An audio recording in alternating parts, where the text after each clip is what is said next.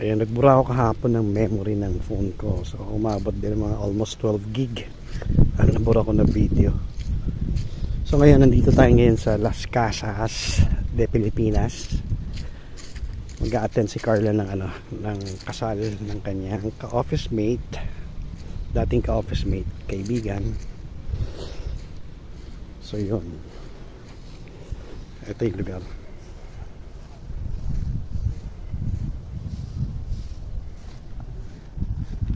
Ay ate, pwede ba kayo ma-interview? Pwede po. Matagal na po ba kayo dito sa Las Casas? Mag-iisang taon na po. Mag-iisang taon.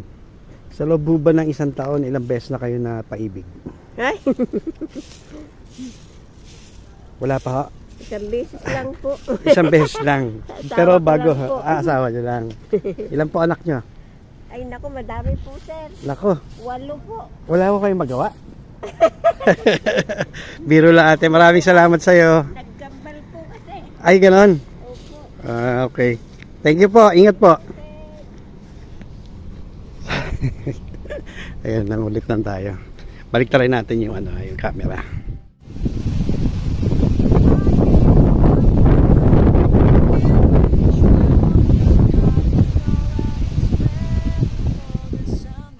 Sabi ko, nandito tayo ngayon sa Las Casas de Pilipinas.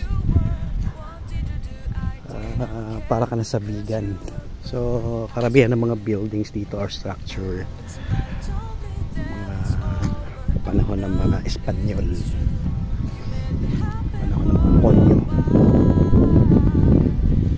Ba yung konyo? Ano ibig sabihin ng konyo? Papasok tayo ng Las Casas. Ganda ng entrada niya, kasado. Bakulay daan. Hirap maglakad. Dito tayo sa gitna. Meron pa silang ano ba tawag dyan? Lagoon. Okay yung kabila. Meron parang prinsa. Saan mapapunta tubig? So galing yung tubig doon. Ayun, merong harang. So malalaki pa to. Tapos tumagos. Steady na yung tubig. Tingnan din, malinis na. So kailangan kong bumalik kaagad kasi naiwan ni Carla yung toiletry sa bag ko.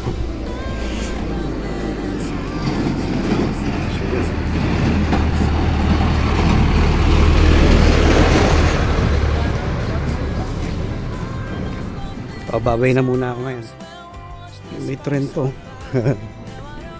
So ito yung main building. Dito yung reception. So yun.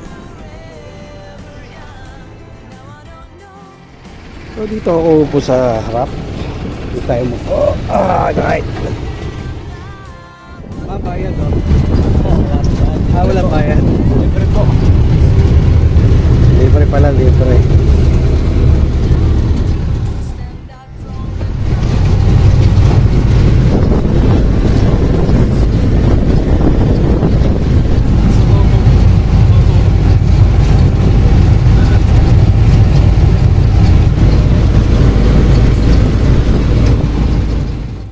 Maghapon, ito lang, paikot-ikot ka lang.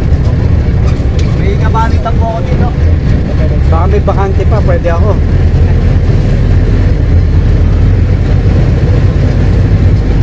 Layo na natin, iniikot natin, oh.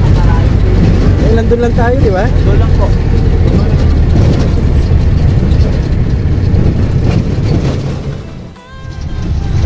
May atid lang ako sa San Luis sa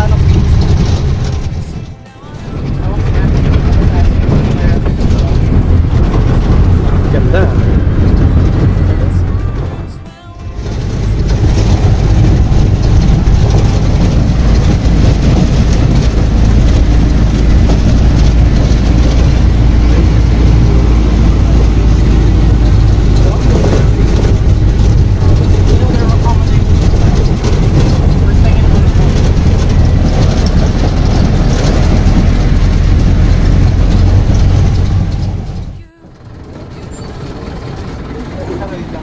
Sige lang, sige lang.